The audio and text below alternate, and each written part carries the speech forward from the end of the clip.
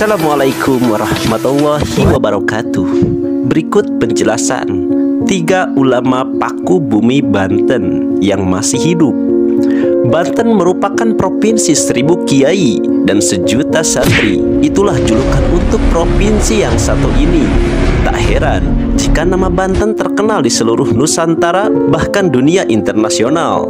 Sebab ulama yang masyhur bernama Syekh Nawawi Al-Bantani adalah kelahiran di Serang, Banten, yang sampai detik ini karya-karya kitabnya rutin dikaji di berbagai pesantren hingga universitas dalam negeri sampai luar negeri. Kitab yang termasyhur yang dikaji dan diakui oleh seluruh ulama dunia salah satunya adalah Kitab Syafinah, Kitab Riyadul Badi'ah, Kitab Tafsir Munir, dan lain-lain.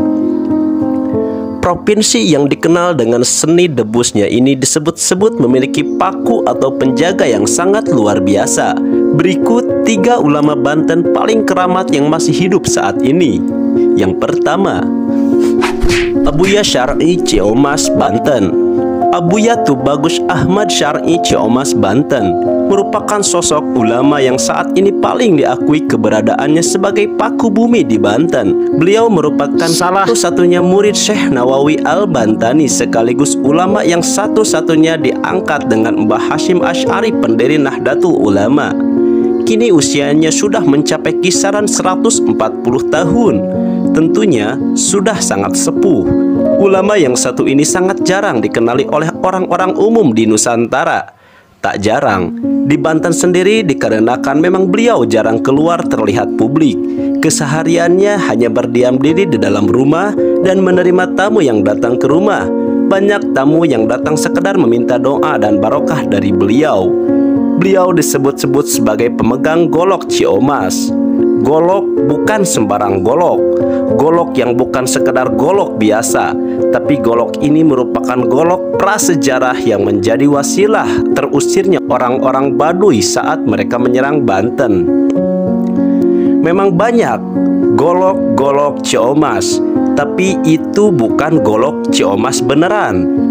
Mungkin ada beberapa orang yang mengisi dengan kalimah-kalimah tertentu pada golok tersebut, tapi itu adalah bukan golok yang sebenarnya.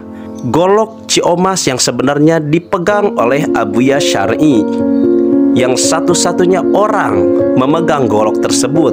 Adapun golok-golok lain yang dimiliki oleh masyarakat-masyarakat tertentu atau ulama-ulama tertentu itu hanya golok biasa yang diberikan amalan-amalan tertentu dengan kalimah-kalimah tertentu, sehingga menyebabkan golok tersebut menjadi sakti mandraguna. Dimulai dari ajian-ajian Lagok Paru, Cigulewa, Cekengkengan, Serat, Tanjakan, Breja Musti, Taji Marela, Betara Karang, Betara Sangsang, Elmu Banyu, Pancasona, Tepu Jagat, dan yang lain sebagainya. Yang kedua, Abuya Muhtadi Cidahu, Pandeglang, Banten, merupakan salah satu ulama yang diakui sebagai pakunya tanah Banten. Seorang ulama yang terdaftar dalam jajaran Muhtasyar PBNU. Beliau adalah seorang putra dari Abuya Dimyati Cidahu, Pandeglang. Ayahnya merupakan seorang waliullah yang sangat masyhur tak hanya di Nusantara namun juga dunia internasional. Pernah suatu ketika Abuya Dimyati pernah dipenjarakan oleh salah satu partai politik. Namun anehnya, ketika Abuya Dimyati di dalam penjara, semua penjaga lepas yang ada di situ selasa merasakan hal yang aneh seperti muntah-muntah, sakit perut, dan buang air besar terus-menerus. Atas kejadian tersebut, kemudian dalam jangka waktu yang singkat, Abuya Dimyati dibebaskan dari penjara. Pada saat Abuya Dimyati dibebaskan, saat itu juga sembuhlah para penjaga itu dari penyakit-penyakit yang dideritanya. Kita kembali ke riwayat Abuya Muhtadi. Abuya Muhtadi merupakan sosok ulama karismatik yang mempunyai banyak karomah. Banyak murid-muridnya yang secara langsung melihat karomah beliau. Salah satunya yang terkait dengan banjir sekitar daerah Serang belakangan ini yang menghanyutkan banyak korban bangunan, toko besar, dan barang-barang berharga lainnya. Sebelum terjadi banjir besar di Serang, malam harinya Abuya Muhtadi melakukan ritual zikir yang cukup lama. Setelah usai dikira beliau keluar lalu berkata pada orang-orang yang berada di situ, "Banten sudah tidak dapat ditahan lagi oleh saya." Orang-orang yang berada di tempat itu bingung apa maksud Abuya Muhtadi. Apa yang akan terjadi dengan Banten? Biasanya kalau Abah berkata seperti itu, tak lama lagi akan ada hal besar yang akan terjadi di tanah Banten. Benar saja, esok harinya, sekitar waktu subuh, Banten berduka. Khususnya yang berada di daerah Serang dan sekitarnya terjadi banjir besar yang luar biasa yang menghanyutkan barang-barang berharga lainnya. Bangunan-bangunan yang besar hanyut dan beberapa korban yang tewas. Itulah karomah dari Abuya Muhtadi, anak dari Abuya Dimyati, seorang waliullah dari Indonesia yang masyhur sampai ke internasional. Yang ketiga, Abuya Munfasir pada Rincang, Banten. Penampilan yang sangat bersahaja membuat orang-orang yang melihatnya bergetar. Wajahnya bersinar. Beliau bagaikan magnet kehidupan.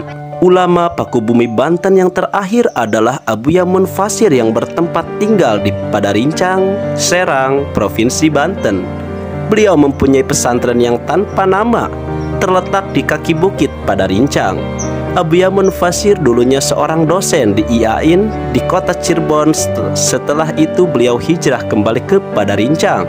Beliau menjual seluruh harta bendanya untuk dibelikan sebidang sawah dan membangun sepetak gubuk, dan sisanya selebihnya beliau sumbangkan. Pada saat krisis moneter tahun 1998, di mana keadaan sangatlah paceklik, sampai-sampai pada saat itu konon katanya untuk makan 1 biji telur saja harus dibagi 7. Cerita beliau, Abuya Munfasir hanya menerima santri laki-laki yang jumlahnya maksimal 40 orang saja. Akan tetapi belum pernah santrinya mencapai 40 orang. Abuya menerapkan beberapa syarat untuk mondok dan menuntut ilmu di tempatnya. Salah satunya dengan tidak diperbolehkannya membawa apapun, hanya baju yang melekat di badan saja yang diperbolehkan untuk dibawa ke pondok beliau. Selain dites agar sanggup berpuasa selama 40 hari sambil berbuka dan sahur hanya dengan 3 teguk air saja, tidak lebih. Setelah melewati cara pengetesan ini, Abuya mengharuskan santrinya untuk berpuasa dengan umbi-umbian yang tidak diperbolehkan untuk dimasak atau terkena api. Pada taraf ini, santri harus mengiringi puasanya dengan membaca Al-Quran 10 juz perharinya. Ketika semuanya sudah dilewati, sampailah kita pada syarat yang bisa dibilang syarat tertinggi, yaitu diberikan oleh Abuya, harus berpuasa mutih atau matang puluh, berpuasa dengan hanya nasi putih dan garam saja, dan berpuasa dari segala omongan atau tidak berbicara. Jadi, jangan heran ketika berkunjung ke tempat beliau akan menemukan santri-santri beliau yang tidak mengeluarkan sepatah kata pun, sedikit pun, meskipun Anda tanya.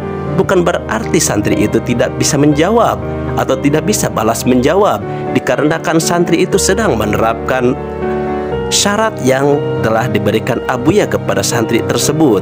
Syarat-syarat yang diberikan beliau memang terlihat sangat berat, tapi beliau punya manhaj sendiri untuk menjadikan santri-santrinya memiliki hati yang bersih, salah satunya melalui jalan tasawuf. Dalam metode kali ini, beliau tidak mengajarkan betapa sulitnya dalam beribadah, tapi seperti inilah arti dari sebuah ibadah yang sesungguhnya, jauh dari keramaian duniawi dan mendekatkan kepada ukhrawi. Belajar untuk menahan lapar, belajar untuk merasakan apa yang dirasakan oleh masyarakat-masyarakat kecil. Bahkan anak pejabat pun yang mesantren di beliau syaratnya harus sama, tidak dipilah-pilih apakah dia adalah seorang anak pejabat ataupun anak seorang petani, hukumnya sama dan syaratnya sama. Seperti yang kita ketahui bahwa Allah tidak memilih-milih orang untuk diangkat derajat hanya dari pangkat dan jabatannya saja, tapi diselaraskanlah semuanya, bahwasanya di akhirat kelak bukanlah orang yang berpangkat ataupun berjabat yang tinggi derajatnya di pandangan Allah Subhanahu wa Ta'ala, tetapi orang tersebut adalah orang yang tingkat ketakwaan dan tingkat kesebelasan imannya yang begitu kuat dan begitu tinggi. Inilah arti dari sebuah pengajaran tasawuf yang mengajarkan kepada kita untuk senantiasa hidup dengan kesederhanaan dan tidak berlebih-lebihan. Terima kasih kepada para sahabat ahli riwayat yang sudah menonton video ini. Mudah-mudahan bermanfaat untuk para sahabat semua. Semoga bermanfaat. Wallahu a'lam bishawab. Assalamualaikum warahmatullahi wabarakatuh.